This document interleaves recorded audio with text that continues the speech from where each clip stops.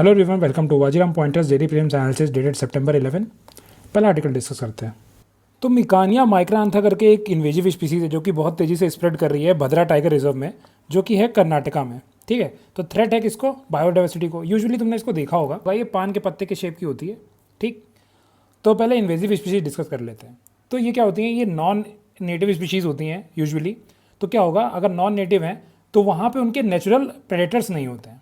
अब natural predators नहीं होते हैं तो ये ईजिली वहाँ पे ग्रो कर सकती हैं।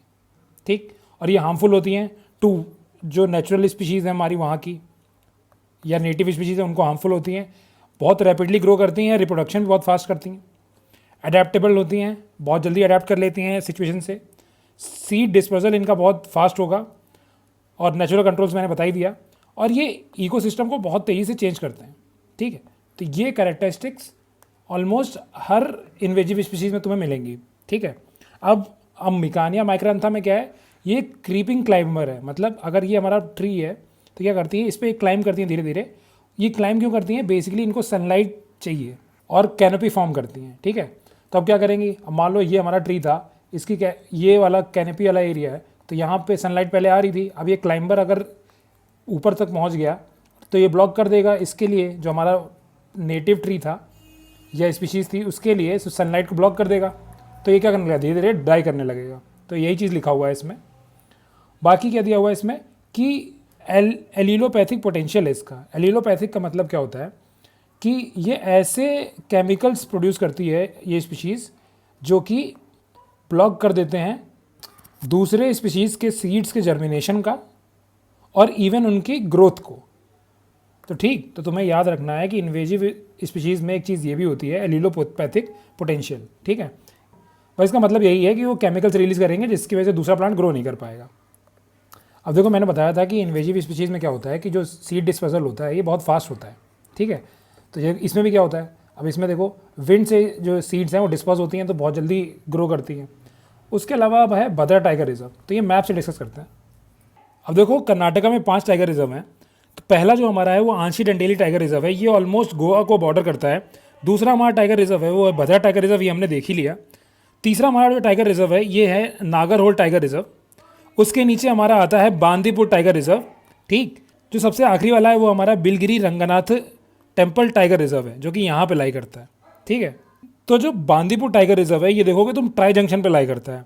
ये ऊपर हो गया हमारा कर्नाटका, नीचे हो गया हमारा केरला और इधर हो गया हमारा तमिलनाडु, इसके ट्राई जंक्शन पे लाई करता है। ठीक है, तो ये याद रखना है।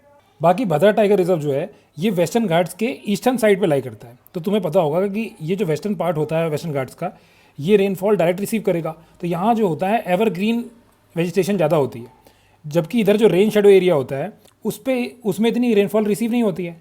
तो इधर क्या होगा, थोड़ी सा ड्राई डेसिडुअस टाइप का हो जाता है। ठीक है, तो यहाँ जो फॉरेस्ट है भद्रा टाइगर रिजर्व में ये डेसिडुअस टाइप का फॉरेस्ट है। ठीक है, तो ये ऑलरेडी मैंने तुम्हें बता दिया कि वेस्टर्न घाट्स के रेन शेडो वाले रीजन में लाई करता है। तो वेजिटेशन क्या होगी, डेसिडुअस वेजिटेशन होगी। अब डेसिडुअस में ट्रीज़ कौन कौन से इंपॉर्टेंट होते हैं, टीक हो गया, रोजवुड हो गया, बाकी तुम ये भी याद कर सकते हो ऐसे प्रकार। ऑल्सो ये हमारा एक एलिफेंट रिजर्व भी है और ये बर्ड सेंचुरी भी है। ठीक है, यहाँ आयरन बहुत मिलता है क्योंकि यहाँ पे कुद्रेमुख हिल्स भी हैं।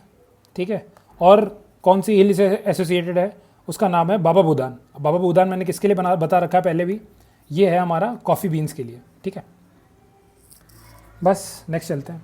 अब कुछ नहीं, उकाई डैम में जो है वाटर लेवल राइज हो गया है, तो हमारे लिए ये काम का नहीं है। बस उकाई डैम डिस्कस कर लेते हैं और तापी रिवर डिस्कस कर लेते हैं, ताप्ती रिवर मैप पे। ठीक है, अब तापी रिवर का जो ओरिजिन होता है ये होता है मुल्ताई रिजर्व फॉरेस्ट में, जो कि एमपी में है। ठीक, और गाविलगढ़ हिल्स में। अब गाविलगढ़ हिल्स किसके पार्ट हैं, ये सतपुरा रेंज के पास पार्ट हैं। ठीक, अब यहाँ से ये फ्लो करती है, फिर एंटर करती है महाराष्ट्र में, और महाराष्ट्र के बाद जाती है गुजरात में, और ड्रेन कहाँ करती है, गल्फ ऑफ खंबात में। ये सूरत से भी पास करती है। इंपॉर्टेंट ट्रिब्यूटरी इसकी जो याद रखनी है, मोस्ट इंपॉर्टेंट, वो है पूर्णा। 80% जो ड्रेनेज है वो है इसका महाराष्ट्र में। अब जो तापी रिवर है ये हमारी second largest west flowing river है और ये एक रिफ्ट वैली रिवर है। दूसरे एग्जांपल कौन से हैं रिफ्ट वैली रिवर के, दामोदर रिवर हो गया, हमारी जो नर्मदा रिवर हो गई, ये रिफ्ट वैली रिवर हो गई। और वेस्ट फ्लोइंग रिवर के एग्जांपल कौन कौन से हो गए, जो मेजर रिवर्स हैं, नर्मदा हो गया, माही हो गया और ये हमारी तापी हो गया। ठीक है, अब देखो इस केस में हमें right bank tributary left bank tributary याद रखने की ज़रूरत नहीं है, बस हमें नाम ही याद रहे ट्रिब्यूटरीज का, वही काफ़ी है। ठीक, एक ब्रॉड आइडिया होना चाहिए दिमाग में कि हाँ ठीक है ये इसकी हो सकती है। ठीक, अरुणावती, गोमई एक बार सुना हुआ तो रहना ही चाहिए ना। गिरना हो गया, बोर हो गया, पंजरा हो गया। तो तापी रिवर पे 3 इंपॉर्टेंट डैम्स हैं। पहला हमारा उकाई डैम है, दूसरा हमारा गिरना डैम है और तीसरा हमारा हथनौर डैम है। तो उकाई डैम जो है ये गुजरात में लाई करता है और ये गुजरात का सेकेंड लार्जेस्ट डैम है। तो लार्जेस्ट डैम कौन सा है गुजरात का? सरदार सरोवर डैम। ठीक, और Ukai dam is also known as Vallabh Sagar. ठीक, वल्लभ सागर डैम। और गिरना डैम और हथनौर दोनों ही हमारे महाराष्ट्र में लाई करते हैं। ठीक है, सूरत मैंने बता ही दिया है कि हमारे तापी रिवर पे लाई करता है, तो यहाँ पे टेक्सटाइल इंडस्ट्री बहुत है। ठीक है, ये देखना है। अब मॉन्टेलू का जो ड्रग है ये बेसिकली एस्थमा के सिम्टम्स को रिलीव करने के लिए यूज़ होता है। ठीक है, और यूएस में क्या हुआ कि इस दवा के न्यूरो साइकेट्रिक साइड इफ़ेक्ट्स देखे जा रहे थे। ठीक, तो इसको बहुत स्ट्रांगली वहाँ रेगुलेट किया जाता है, बट इंडिया में क्या है कि अनरेगुलेटेड इरेशनल यूज़ हो रहा है। ठीक, जिसका शिकार मैं भी हो चुका हूँ। एक्चुअली क्या है कि क्लास 12th में मुझे डेवलप हुए ब्रीदिंग इश्यूज़ के सिम्टम्स। अब होता था क्या था कि जब भी रात में मैं सो के उठूँ तो मॉर्निंग में मुझे ब्रीदिंग इशू होता था। मैंने बहुत जगह डॉक्टर्स को दिखाया, बट कहीं एस्थमा कभी निकला नहीं रिपोर्ट्स वगैरह में। तो मेरे को ऐसे ही दवा दे देते थे कि जाओ ये खा लो, तो मुझे ये दवा प्रिस्क्राइब की गई। ठीक, अब मेरे को डॉक्टर ने बोला तुम 1 साल खाओ ठीक हो जाओगे। और ये दवा लेने से मेरे पैर में इतना दर्द होता था, कुछ होता था, लाइक ब्रीदिंग इशू तो ठीक रहता था, बट इसके साइड इफ़ेक्ट्स बहुत होते थे। और फिर क्या हुआ कि 1 साल बाद जब ये दवा बंद हुई मेरे को फिर से चालू हो गया। तो डॉक्टर ने बहुत उससे बोला था कि यार ठीक हो जाएगा, टेंशन नहीं लो, तुम्हें ज़्यादा कुछ नहीं है। एंड 7 साल हो गए वो ठीक नहीं हुआ था। फिर क्या हुआ, फिर मुझे एक होम्योपैथिक डॉक्टर ने एलर्जी की दवा दी है उससे वो ठीक हो गया। अच्छे से अच्छे डॉक्टर को दिखाया और वो कभी इशू पकड़ ही नहीं पाए, जबकि प्रॉब्लम चेस्ट में थी ही नहीं। प्रॉब्लम जो थी वो नेज़ल थी। ठीक है, तो अनरेगुलेटेड और लार्जली इरेशनल यूज़ का शिकार हम भी हो चुके हैं। सोचो 7 साल, मतलब गजब। अभी भी हो जाता है कभी कभी, बट बहुत रेयर है। पहले तो 7 साल मतलब मान लो कि हर रात, एवरी नाइट मैं 2-3 घंटा ही सो पाता था, क्योंकि फिर मुझे दिक्कत होती थी। तो पहले मैं दवा भी नहीं लेता था, फिर जब साइड इफ़ेक्ट्स बहुत ज़्यादा होते थे तो फिर दवा लेना बंद कर दिया। ठीक है, फिर इनहेलर थोड़े टाइम लिया, तो देखा एक रॉन्ग ट्रीटमेंट जो है तुम्हारे लाइफ के 7-8 साल खा सकता है। और इससे नींद बहुत आती थी इस दवा से, मतलब बहुत सोते थे उस टाइम पे, लगता ही नहीं था कि दिन में 4-5 घंटे ज़्यादा ही नहीं। ठीक है, तो पर्सनली मैंने बता दिया कि ठीक है ये दवा मत लेना कभी। नेक्स्ट चलते हैं। अब ओडिशा ने लॉन्च किया है पहला सिलिकॉन कार्बाइड की मैन्युफैक्चरिंग फैसिलिटी। अब सिलिकॉन कार्बाइड की पहले एप्लीकेशन देख लेते हैं, उसके बाद उसकी प्रॉपर्टीज़ देखेंगे। तो एप्लीकेशन इसका मेनली जो है पावर या इलेक्ट्रॉनिक्स इंडस्ट्री में है, इलेक्ट्रिक व्हीकल्स में यूज़ होता है, 5G इंफ्रास्ट्रक्चर में यूज़ होता है। अब इसका ये यूज़ क्यों है? क्योंकि इसकी प्रॉपर्टी है कि ये बहुत हार्ड होता है और इसकी थर्मल कंडक्टिविटी बहुत हाई होती है। ठीक, थर्मल कंडक्टिविटी का मतलब क्या हुआ, हीट को बहुत ईजिली कंडक्ट कर देता है, तो मतलब ये हाई टेम्परेचर्स को झेल सकता है। ठीक है, तो सारी प्रॉपर्टी देखो ऐसे ही लगेगी। अगर वो हाई थर्मल कंडक्टिविटी है मतलब हाई टेम्परेचर की स्ट्रेंथ ज़्यादा होगी, और अगर इतने हाई टेम्परेचर को झेल पा रहा है मतलब ये एक्सपैंड भी कम करता होगा। अगर तुम किसी हॉट चीज़ से किसी चीज़ को भी टच करा दो, मान लो कि वाटर को टच किया, तो क्या करता है वो एक्सपैंड ही तो करता है कि गैस बन गया, स्टीम बन गई। तो वैसे ही अगर इसकी थर्मल कंडक्टिविटी हाई होगी तो इसकी एक्सपेंशन जो होगा, थर्मल एक्सपेंशन, वो कम हो जाएगा। तो इसको कैसे यूज़ करते हैं? ब्रिक्स में यूज़ करते हैं, रिफ्रैक्टरीज़ में यूज़ करते हैं। ठीक है, और मेनली जो है इसका सेमीकंडक्टर के तौर पे यूज़ होता है। तभी मैंने बताया था इसका जो यूज़ है वो 5G इंफ्रास्ट्रक्चर में काफ़ी होता है। इवन ये एलईडीज़ बनाने में भी यूज़ होता है, जो लाइट एमिटिंग डायोड्स होते हैं उसको बनाने में भी यूज़ होता है। अब देखो इसकी मैन्युफैक्चरिंग फैसिलिटी इंडिया में बनना क्यों इंपॉर्टेंट है। पहली बात कि हम सेमीकंडक्टर इंडस्ट्री में चाहते हैं इंडिया सेल्फ सफिशिएंट हो जाए, और दूसरी चीज़ इसको बनाने का, मैन्युफैक्चर करने के बहुत चैलेंजेस हैं। क्यों? क्योंकि देखो ये क्रिस्टलाइन होता है। ठीक, तो इसको क्रिस्टल के फॉर्म में ग्रो करना होता है। तो क्रिस्टल में डिफेक्ट नहीं आने चाहिए कोई भी। तो होता क्या है, इसको जब ग्रो करते हैं कि इस क्रिस्टल को, तो धीरे धीरे ग्रो करता है लैब में, तो इसमें डिफेक्ट्स बहुत आ जाते हैं, तो इसको बनाना बहुत डिफिकल्ट है। ठीक है, और रिक्वायर्ड हार्डनेस जो चाहिए, अगर हम सिंथेटिकली बना रहे हैं तो रिक्वायर्ड हार्डनेस भी तो मिलनी चाहिए, वो नहीं मिल पाती है यूजुअली। इसके अलावा अब इसकी हार्डनेस जो है कि ऊपर बस डायमंड होता है, बोरॉन नाइट्राइड होता है और बोरॉन कार्बाइड होता है। तो बस ये सब तो याद रहे ना रहे, ये याद रखना कि डायमंड जो है हार्डेस्ट हो गया, उसके आसपास इसकी हार्डनेस है। ठीक, अब देखो कौन सी मीटिंग हुई, क्या हुई, ये कोई काम का नहीं है हमारे लिए, ये काम का है parliamentary committee on official languages. अब इसको हेड कौन करता है, हमारा होम मिनिस्टर। तो ऑफिशियल लैंग्वेज वाला जितना भी काम है ना, वहाँ पे होम मिनिस्टर ज़रूर आएगा। ठीक है, तो इसको हेड करते हैं होम मिनिस्टर। 1976 में बनी थी। ठीक, और बनी किस एक्ट के अंदर थी, ओला एक्ट के अंदर, ऑफिशियल लैंग्वेज एक्ट 1963। अब ये एक्ट कहता था कि क्या करना है, हमें एक रेजोल्यूशन पास करना है बोथ हाउसेज में। ठीक है, with the previous sanction of the president, मतलब प्रीवियस परमिशन लेनी है हमें प्रेसिडेंट की, उसके बाद रेजोल्यूशन पास करना है। फिर अगर दोनों हाउसेज ने पास कर दिया तो ये हमें कमेटी सेटअप करनी है। तो ये हो गई हमारी एक स्टैट्यूटरी कमेटी। ठीक, पार्लियामेंट्री कमेटीज़ ऑलरेडी मैं जुलाई में बता चुका हूँ करंट अफेयर में। ठीक है, तो रिवाइज़ किया करो, ट्रस्ट मी रिवाइज़ करना बहुत ज़रूरी है। मोस्टली मैं स्टैटिक ही पढ़ाता हूँ। ठीक, तो तुम रिवाइज़ करो, बहुत काम आएगा तुम्हारे। ठीक, और क्या चीज़ काम का है कि इसकी रिपोर्ट जो है वो सबमिट होती है टू द प्रेसिडेंट। अब प्रेसिडेंट क्या करेगा, इसे ले करेगा before the both the houses. ठीक, उनके रिकमेंडेशन के लिए। बाकी देखो तुम्हें पता ही है कि हमारे पास ऑफिशियल लैंग्वेजेस कितनी है कॉन्स्टिट्यूशन में, 22 ऑफिशियल लैंग्वेजेस हैं, जिसके लिए कोई क्राइटेरिया नहीं है। ठीक है, ये याद रखना है कि 22 ऑफिशियल लैंग्वेजेस हैं जिनके लिए कोई क्राइटेरिया नहीं है। और कौन से पार्ट में आता है, ये पार्ट 17 में आते हैं। ठीक, आर्टिकल 343 से लेके 341 तक, 351 तक सॉरी। अब देखो जब शुरू में मैं पढ़ता था तो मैं क्या याद करता था, मैं पार्ट वगैरह सब याद कर लेता था कि पार्ट भी याद कर लिया, आर्टिकल्स भी याद कर लिया। तो लोग मुझसे कहते थे कि यार पार्ट वगैरह आते नहीं हैं, कभी पूछते नहीं हैं प्रीलिम्स वगैरह में, तो तुम पढ़ते ही क्यों। ठीक है, बट देखो इस बार प्रीलिम्स में आ गया। अब प्रीलिम्स देखोगे ना तुम, तो ये ज़्यादातर एक लगता है ना मुझे कि ये पीसीएस के पेपर की तरह बन रहा है। पीसीएस में क्या करते हैं, भर भर के फैक्ट्स पूछते हैं, जितना तुमको स्टैटिक याद रहे भर भर के फैक्ट्स पूछते हैं। अब उसी में ये सब आता था कि ये पार्ट 17 में क्या है, पार्ट 14 में क्या है। इस बार इन्होंने भी पूछ दिया, यूपीएससी वालों ने भी पूछ दिया कि बताओ पार्ट 17 में क्या था। ठीक, तो सबसे बेस्ट तरीका होता है कि जितना एक्सपेंसिव पढ़ सकते हो, जो चीज़ तुम्हारे सामने है दिख रही है वो तुमको याद होनी चाहिए। अगर लक्ष्मीकांत ही तुम अगर पढ़ रहे हो और लक्ष्मीकांत में जो भी दिख रही है तुम्हें बुक में, जो भी चीज़ है वो तुम्हें याद होना चाहिए।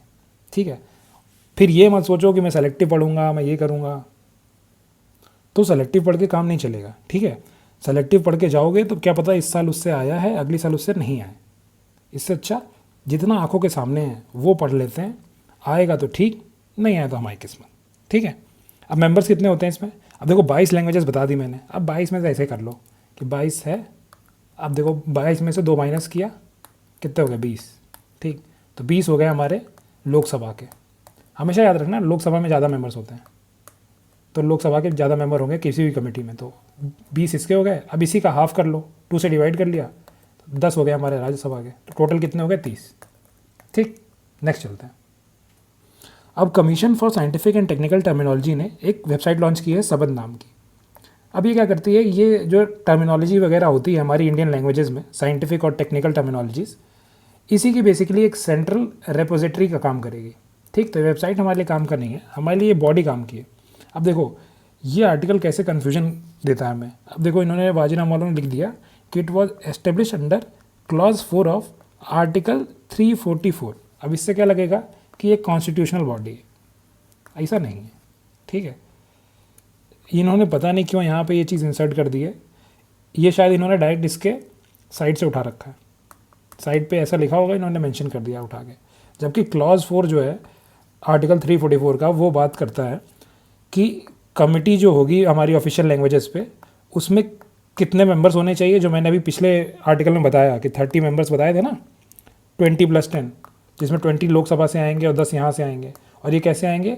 Proportional representation by single transferable vote. तो ये तो मैंने पार्लियामेंट्री कमेटीज़ में बता ही रखा है कि कैसे वहाँ पे वोटिंग वगैरह होती है। बट इस आर्टिकल का इस बॉडी के एस्टेब्लिशमेंट से कोई लेना देना तो है नहीं, ठीक है। ये बॉडी बस इतना कह सकते हो कि ये इंडियन लैंग्वेजेस को प्रमोट कर रही है, तो हमारी जो ऑफिशियल लैंग्वेजेस हैं ये भी प्रमोट हो रही हैं। बट इसका आर्टिकल एज सच से कोई लेना देना नहीं है, ठीक है। आर्टिकल में इसका कोई मेंशन नहीं है, ठीक। तो ये याद रखना है। और क्या है, ये आती है मिनिस्ट्री ऑफ एजुकेशन के अंदर, ये याद रख लो, ठीक। बस इतना ही काम का है। नेक्स्ट चलते हैं। अब climate and clean air coalition ने लॉन्च किया है हमारा air quality management exchange platform. तो पहली बात, ये शॉर्ट फॉर्म याद रखना है हमें कि किससे रिलेटेड है, AQMX, ठीक है। और ये प्लेटफॉर्म किसने लॉन्च किया है? Climate and clean air coalition ने, ठीक। अब ये बना था 2012 में। किसने बनाया था? UNEP, United Nation environment programme, plus 6 countries और थी। तो कंट्रीज़ इंपॉर्टेंट नहीं है, ये याद रखना है कि इसके फॉर्मेशन में UNEP इन्वॉल्व था, ठीक। अब इसका हेडक्वार्टर इतना ज़रूरी तो नहीं है, बट याद रखना तो ऐसे याद रख लो, PF, पेरिस, फ्रांस, ठीक। ऑल्सो ये एक वॉलेंटरी ऑर्गेनाइजेशन है, ठीक। और ये याद रखना है कि ये इंटर गवर्नमेंटल नहीं है। इंटर गवर्नमेंटल का मतलब होता है कि सिर्फ गवर्नमेंट उसके पार्ट हों, लेकिन ये इंटर गवर्नमेंटल नहीं है। इसमें गवर्नमेंट्स भी आती हैं, इसमें NGOs भी आते हैं, ठीक। तो ये इंटर गवर्नमेंटल बॉडी नहीं। उसके अलावा जो air quality management exchange platform है, ये क्या करेगा?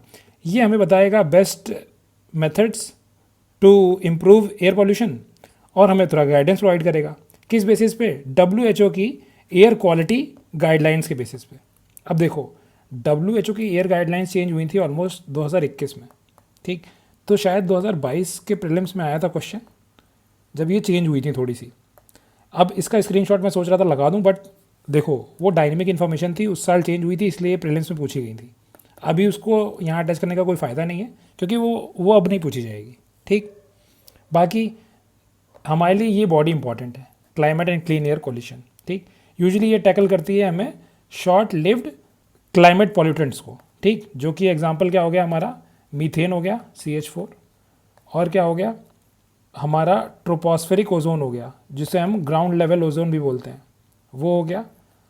और हमारा हो गया ब्लैक कार्बन हो गया, जो कि आइस से रिलेटेड है या स्नो से रिलेटेड है। और सम हाइड्रो फ्लोरोकार्बन्स, ठीक, HFCs, ये याद रखना है, ठीक। ये स्मॉल अमाउंट में प्रेजेंट होते हैं, बट इनकी वार्मिंग पोटेंशियल जो होती है ये बहुत हाई होती है। इनको शॉर्ट लिव्ड इसलिए बोलते हैं क्योंकि एटमॉस्फेयर में बहुत कम टाइम तक रहते हैं, बट इनकी वार्मिंग पोटेंशियल ज़्यादा है, ठीक। अब हमारे होम मिनिस्टर ने कुछ लॉन्च किए नए साइबर सिक्योरिटी इनिशिएटिव्स। तो ये हमारे लिए सिर्फ मेंस के लिए इंपॉर्टेंट है, प्रीलिम्स में इनके आने के चांसेस नहीं है, ठीक है। अब बस इनके नाम तुम्हें याद होने चाहिए ताकि तुम इनको एग्जाम्पल के तौर पे यूज़ कर सको। पहला, साइबर फ्रॉड मिटिगेशन सेंटर एक सेटअप हो रहा है। ये क्या करेगा?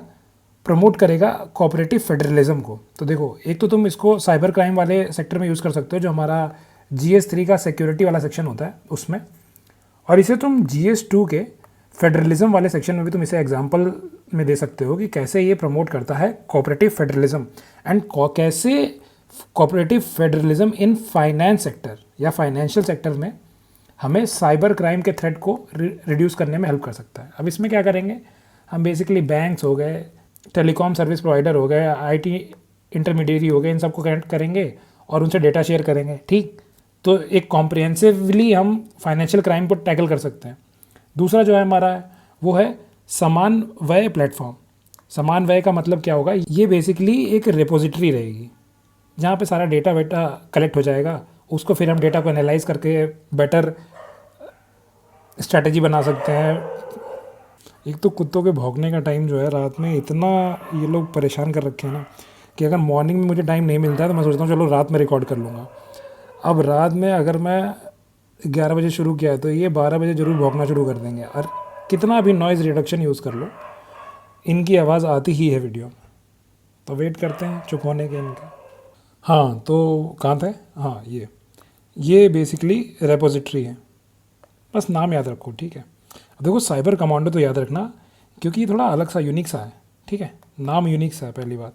और ये बेसिकली करेंगे क्या कि स्पेशल विंग बना देंगे हमारे स्टेट्स में, यूटीज़ में, सेंटर पुलिस ऑर्गेनाइजेशंस में, और वो बेसिकली डील करेगी हमारे साइबर क्राइम वगैरह से, ठीक है। उसके अलावा सस्पेक्ट की रजिस्ट्री बना दी गई। मतलब इसमें क्या होगा, कुछ सर्टेन की एस्पेक्ट्स या कैरेक्टरिस्टिक्स कह सकते हो या आइडेंटिफायर्स कह सकते हो, वो यूज़ किए जाएंगे to strengthen fraud risk management. और ये किसके हेल्प से होगा, बैंक्स और फाइनेंशियल इंटरमीडियरीज के हेल्प से बनेगा। ठीक है। अब देखो ये तो मैंने तुम्हें बता दिया इनिशिएटिव्स वगैरह, ये मेंस के लिए। बट हमारे लिए एक काम की इसमें चीज़ दी हुई है, Indian cyber crime coordination centre. अब ये आता है मिनिस्ट्री ऑफ होम अफेयर्स के अंदर। इसको एक बार देख लेते हैं। अब देखो ये बॉडी ऑलरेडी मैंने बता दिया कि मिनिस्ट्री ऑफ होम अफेयर्स के अंदर आती है। इसका हेडक्वार्टर कहाँ पे है, न्यू दिल्ली में है। और यही हमारी नोडल बॉडी है जो साइबर क्राइम के अगेंस्ट डील करती है। तो जो भी साइबर क्राइम से रिलेटेड जो भी चीज़ होगी वो यही बॉडी डील करेगी। और एक चीज़ इसमें लिखा हुआ है कि ये कोऑर्डिनेट करती है all activities related to mutual legal assistant treaties. अब ये क्या होती है, अब देखो हमारा जो क्रिमिनल लॉज का जुरिस्डिक्शन होता है वो हमारी कंट्री से लिमिटेड है, कंट्री के अंदर ही तो लिमिटेड रहेगा। बट क्या है, साइबर क्राइम का नेचर क्या है कि ये ट्रांसनेशनल है, ये इवन कंट्रीज़ के बाहर से भी हो रहे हैं। तो हम क्या करते हैं, दूसरी कंट्रीज़ के साथ ऐसे टीटीज साइन कर लेते हैं कि अगर ऐसा कुछ हो तो हम आके आपके यहाँ भी सीजर कर सके, कुछ प्रॉपर्टी कर सके, थोड़ा अरेस्ट वगैरह कर सकें। ठीक है। तो जो नोडल बॉडी इस केस में होगी हमारी, वो हमेशा याद रखना कि मिनिस्ट्री ऑफ होम अफेयर्स होगा। यूजुअली जो होता है कि बाहर वाली ट्रीटीज़ में हमारा ministry of external affairs involve होता है, बट यहाँ याद रखना मिनिस्ट्री ऑफ होम अफेयर्स है। अब इनका एक पोर्टल बहुत इंपॉर्टेंट है, वो है national cyber crime reporting portal.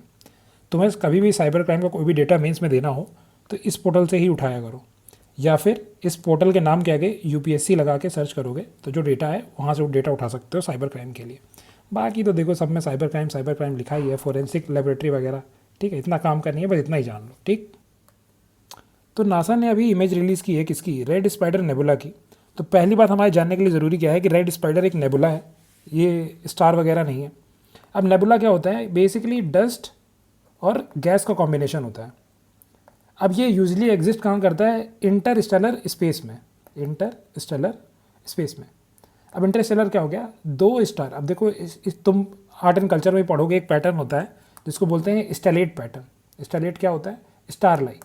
तो स्टेलर का मतलब हो गया स्टार के बीच की जो स्पेस होती है उसको बोलते हैं हम इंटरस्टेलर। ठीक। तो वहाँ पे ये गैस और डस्ट होती है तो उसको बोलते हैं नेबुला। ठीक। अब नेबुला का फॉर्मेशन कैसे होता है, या तो एक बहुत जायंट स्टार है वो एक्सप्लोड हो जाए, तो इसके एक्सप्लोजन को क्या बोलते हैं हम, सुपरनोवा। तो जब एक्सप्लोड होगा तो गैस और डस्ट रिलीज होगी। ठीक। या तो स्टार का फॉर्मेशन हो रहा हो। अब देखो जैसे ये मान लो गैस और डस्ट के पार्टिकल्स हैं, तो इनका खुद का भी तो कुछ मास होता है। अब मास है तो इनके बीच में ग्रेविटी भी लग रही है। ठीक। अब इस ग्रेविटी की वजह से क्या हुआ, मान लो कि इस पार्टिकल ने इस पार्टिकल को अट्रैक्ट कर लिया, तो धीरे धीरे ये पार्टिकल साइज़ बढ़ता गया। ठीक। अब ये क्लम्प साइज़ बढ़ता जा रहा है, फिर इनके बीच में और ग्रेविटी लगेगी क्योंकि मास और इंक्रीज़ हो गया, तो ये और साइज़ बढ़ गया। तो ऐसे क्या होता है कि फिर ये अचानक से एक बार कंबाइन हो जाते हैं और एक स्टार के फॉर्मेशन हो जाता है, क्योंकि ये ग्रेविटी इंक्रीज़ करती जाती है धीरे धीरे बहुत ज़्यादा, तो ये अचानक से कोलैप्स हो जाता है चारों ओर से ऐसे करके। ठीक। तो स्टार का फॉर्मेशन हो जाता है और ये जो होता है बहुत हॉट हो जाता है, तो ऐसे ही स्टार की कोर बन जाती है। तो ज़्यादा जानने की ज़रूरत नहीं है। ठीक है, बस नेबुला मैंने बता दिया एग्जैक्टली होता क्या है। रेड स्पाइडर नेबुला ये हो गया, और नियरेस्ट नेबुला जो हमारे सोलर सिस्टम के पास है उसका नाम क्या है, हेलिक्स नेबुला। हेलिक्स नेबुला, ये याद रहना चाहिए। ठीक है।